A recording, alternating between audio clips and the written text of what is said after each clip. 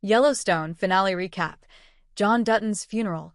A bloody death. That 1883 ranch sale John Dutton, Kevin Costner, finally received the franchise cornerstone funeral the patriarch deserved in Sunday's Season 5, Yellowstone finale. The ornery former Montana governor can rest in peace in his perfect coffin because the ranch he fought to preserve in life will remain unspoiled forever minus and never be turned into a dreaded real estate development.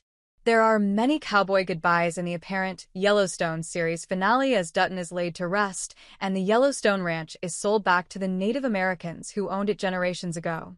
But no farewell is as dramatic as the violent death of Attorney General Jamie Dutton, Wes Bentley, who finally receives tough family justice for his role in his father's death. His long-coming demise is surprising only by its level of brutality. It might not be the end. Rip Wheeler, Cole Hauser, and John's daughter Beth Dutton, Kelly Riley, will reportedly star in their own spin-off series. But here's how the Paramount Network OG series said goodbye. John Dutton was buried on Yellowstone Ranch with his ancestors. The final 6-episode run started with John Dutton's murder by professional hitmen and his body examined on a morgue table after Costner left the series, following a protracted squabble with creator and executive producer Taylor Sheridan. Sunday's mournful cowboy funeral is the perfect Yellowstone send-off, attended only by his family, the bunkhouse crew, and 3 close friends. Jamie isn't invited and has no idea it's even going on. Rip and company even dig John's burial hole in the ranch cemetery, surrounded by generations of Dutton headstones. John is placed next to his wife, Evelyn Gretchen Mole, and their eldest child, Lee Dave Annabelle. Each attendee places a white rose on the casket to say final farewells. Beth, plotting her next move, leans close to her beloved father's casket and vows with a whisper, "I will avenge you," before staggering away. But Rip gets the best funeral lines, dismissing the preacher with, "I think we're about prayed out. If he ain't in heaven, then he ain't going. Or there ain't one." Beth kills her brother Jamie after their daddy's funeral.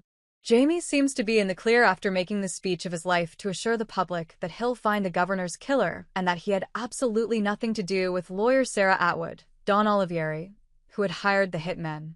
Suggesting he had anything to do with Atwood, his secret girlfriend, would be the real crime. But Jamie can't even pour a victory drink at home because Beth is waiting with a tire-iron surprise. She slams Jamie and covers his face with bear spray. It's a savage battle. Jamie regains the brawling advantage, loses it in typical villain style, and then regains it. Just before he can finally strangle Beth, Rip charges in and opens a big old can of Watford on Jamie. But Beth demands the final honor of killing her longtime nemesis. She stabs her heartless brother in the chest. "Look at me," Bloody Beth tells the dying Jamie. "I'm going to be the last thing you'll ever see." Dead Jamie is dumped in the family secret train station, where generations of Dutton enemies have been tossed into silent eternity. Rip soaks Jamie's car in gasoline and tosses a match inside. It's the perfect Yellowstone revenge as Beth convincingly tells police that Jamie beat her and fled after she confronted her brother about their father's death. The police will be looking for Jamie for a long time. But Jamie and Atwood's firm, Market Equities, will take the fall for everything. Case sells Yellowstone Ranch for $1.25 an acre, and Elsa Dutton rises from the dead to declare victory. Case cryptically suggested the Yellowstone sale at the end of last week's episode, and the hard-headed financial wonder Beth loved the idea. In Sunday's episode, Case sells the largest ranch in Montana to Thomas Rainwater, Gil Birmingham, the chairman of the Confederated Tribes of Broken Rock. So, the land will return to the Native American tribe from which the Dutton family took it generations ago. In another ironic twist, Case sells it for the ridiculously low price of $1.25 an acre, the original price his ancestors paid. The total bill for Montana's largest fictional ranch is $1.1 million. Case and his family take a little land section for themselves to live quietly away from any spin-offs. Rainwater vows that the land will never be developed and that the dead Duttons will be protected. "Your people are buried on that land, and so are mine. It's sacred, and that's how we will treat it," Rainwater says. "So, your family forever has a home here." Rainwater makes the land a wilderness area where nothing can be built and no motorized vehicles are allowed.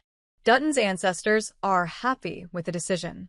Elsa Dutton, Isabel May, the doomed narrator of Yellowstone prequel series 1883, who also spoke in 1923, makes a surprise voice return to tie the franchise together.